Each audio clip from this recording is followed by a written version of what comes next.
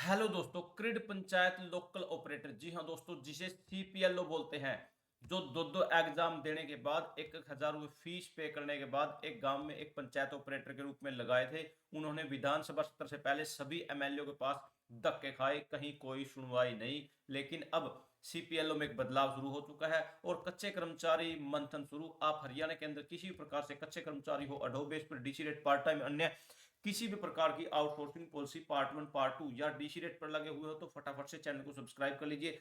यहाँ पर आपको अपने यूट्यूब चैनल पर हर प्रकार के कच्चे कर्मचारियों की आवाज, इंफॉर्मेशन, लेटर और जानकारी लगातार मिलती रहती है। आपने थंबनेल में देख लिया, हरियाणा कच्चे कर्मचारी जॉब सिक्योरिटी व एचकैन देख लो भाई। और वी जी हाँ दोस्तों, आपको इन्फॉर्मेशन है, हरियाणा केंद्र का अध्यादेश जारी हुआ था जो कि 14 अगस्त 2024 को हुआ था, जिसके अंदर 5 साल से ऊपर वालों को जॉब सिक्योरिटी दे दी गई थी। लेकिन उसके अंदर एक मेंशन किया गया था कि जिसकी सैलरी 50,000 से ऊपर है उसको इसके अंदर कवर नहीं किया जाएगा। लेकिन लगातार वीवी के जो जो जो कर्मचारी हैं वो लगातार मुख्यमंत्री से मिल रहे हैं, अपना प्रयास कर रहे हैं, तो कहीं ना कहीं उनकी तरफ से पॉजिटिव रिस्पॉन्स भी आने शुरू हो चुके हैं। लेकिन जो 0 से 5 या 3 से 5 वाले हैं, 0 से 5 वाले तो मैं नहीं बोल सकता, लेकिन 3 से 5 वाले तो कहीं ना कहीं अगर प्रयास करे तो सरकार कोई भी सुधार कभी भी किसी भी में कर सकती है। अमेंडमेंट तो पॉलिसी का एक नियम है कि उसके अंदर कोई भी अमेंडमेंट कर सकते हैं अगर कोई ठीक प्रोसेस हो।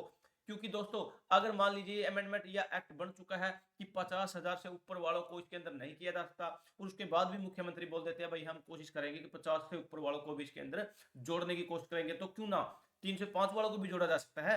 लेकिन आज की इंफॉर्मेशन क्या है, लेकिन उससे पहले दोस्तों, अगर आप चैनल पे नए हैं तो फटाफट से चैनल को सब्सक्राइब कर लीजिए। व्हाट्सएप ग्रुप और टेलीग्राम ग्रुप का लिंक डिस्क्रिप्शन में, आप उसे भी फटाफट से ज्वाइन कर लीजिए। सबसे पहले मैं वीवी की शुरुआत कर लेता हूं यहीं से। यहाँ पर वीवी, यहाँ पर ये देखिए दोस्तों, यहाँ पर मैं दिखाने वाला हूं आपको। वीवी के अनुबंधित टीचर्स को जॉब सुरक्षा देने पर मंथन शुरू हो चुका है। कमेटी ने सभी वीवी से मांगा अनुबंधित टीचर का डाटा।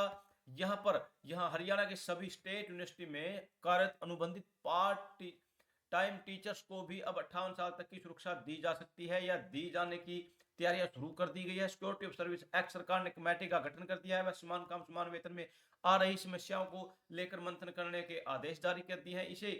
इससे यूनिवर्सिटी में कायद अनुबंधित टीचर भी उम्मीद जगी है। रोहतक एमडीयू के वीसी की चेयरमैनशिप में गठित कमेटी को एक बैठक 11 मार्च को हो चुकी है। बैठक में फैसला लिया कि सभी वीवी से डाटा लिया जाए। उसके बाद एमडीयू के रजिस्ट्रार कृष्णकांत ने भिवानी के बंसीलाल वी विश्वविद्यालय की चौधरी, देवीलाल विश्वविद्यालय गुरुग्राम की चौधरी, ये सभी कैथल की मुंद्री की महर्षि वाल्मीकि सरस्वती विश्वविद्यालय मीरपुर स्थित इंदिरा गांधी, ये सभी के सभी doctor Bhimrao Ambedkar national university, ये सभी के सभी guest lecturer, resource personal, lecture basis teacher का डाटा मांग लिया है। ये डाटा 20 मार्च तक भेजना होगा। एसोसिएशन के अनुसार प्रदेश में सभी बीबी के 1439 अनुबंधित टीचर कार्यरत हैं।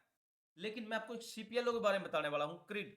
जैसे ही आप क्रिड करने के बाद क्रिड ई दिशा पर क्लिक करते हो, डॉट, यहां पर पीपीपी डाटा वेरिफिकेशन पर क्लिक करते हो, तो आपके सामने कुछ ऐसा इंटरफेस आता है जो कि लॉगिन का, जो पंचायत ऑपरेटर का जो सीपीएलओ का लॉगिन है वो यहां बन जाता था। और इस पर मैं जैसे ही अपना मोबाइल नंबर फिल करने के बाद और यहां सबमिट करने के बाद ओटीपी फिल करने के बाद लॉगिन कर देता हूं, तो मेरे सामने अब इसमें क्या क्या बदलाव हो चुके हैं। जैसे ही लॉगिन अकाउंट कर लेता हूं, यहां पर ये देखिए दोस्तों, मैरिटल स्टेटस टैगिंग है, उसके बाद नॉन ट्रेसेबल केसेज है, डुप्लीकेट मोबाइल नंबर है और माइनर एचओएफ। लेकिन इसके अंदर बदलाव कर दिए, यहाँ पर 6 से 7 लिंक अलग अलग दिए गए थे, सभी को लगभग हटा दिया गया है। अब क्यों हटा दिया गया है वो ऑफिशियल मैटर है, मैं इस पर कुछ नहीं बोल सकता। क्योंकि दोस्तों, अब लगातार जो जो सीपीएलओ हैं भटकते फिर रहे हैं, सरकार इसको कहीं भी कोई भी ध्यान देने को बिल्कुल भी नहीं है राजी है। वैसे सुनने में यह आ रहा कि 22 तारीख को सभी जो सीपीएलओ है इकट्ठे होकर और कोर्ट केस के बारे में जो चंडीगढ़ उनसे बात करने के लिए जा रहे हैं, कोर्ट केस करने के लिए जा रहे हैं, वो ठीक है गलत है वो मैं इस पर ज्यादा नहीं बोल सकता, वो मेरे को सुनने में आया था। लेकिन लेकिन यहाँ पर जैसे एज वेरिफिकेशन का भी लिंक यहाँ से हटा दिया गया है, जेंडर का भी लिंक यहाँ से हटा दिया गया है, 3 से 4, 2 से 3 लिंक अन्य यहाँ से हटा दिए गए हैं। अब ये क्यों हटा दिए गए हैं, इनके अलग अलग रीजन हो सकते हैं। कहीं ना कहीं सभी सीपीएलओ अभी डरे हुए हैं कि उनके साथ क्या होने वाला है। सरकार की तरफ से उन्हें कोई भी पॉजिटिव रिस्पॉन्स नहीं देखने को मिल रहा। हालांकि सरकार ये भूल चुकी है कि आपके ही लगाए हुए ये पौधे हैं, जो कि बीजेपी सरकार में मनोहर लाल खट्टर ने लगाए थे, लेकिन अब ये सूखते जा रहे हैं, इन पर कोई ध्यान नहीं है। लेकिन मैं आपको बताने वाला हूं, जो 0 से 5 वाले हैं या 3 से 5 वाले लगा लीजिए आप, या कौशल रोजगार निगम में लगे हुए हैं, कहीं ना कहीं अगर वो भी प्रयास करते हैं तो सरकार उन पर भी विचार कर सकती है। क्योंकि यहाँ इस पॉलिसी में 50 से ऊपर सैलरी वाले नहीं थे, लेकिन इनकी सैलरी 50 से ऊपर थी। सरकार ने कुछ ना कुछ अमेंडमेंट करने की कोशिश की है। तो कहीं ना कहीं प्रयास ही हरियाणा का एक नियम है, जो ज्यादा प्रयास करेगा सफलता उसको ही मिलेगी। लीगली भी होना चाहिए, उससे किसी का कोई नुकसान नहीं होना चाहिए। थैंक यू दोस्तों, नमस्कार दोस्तों।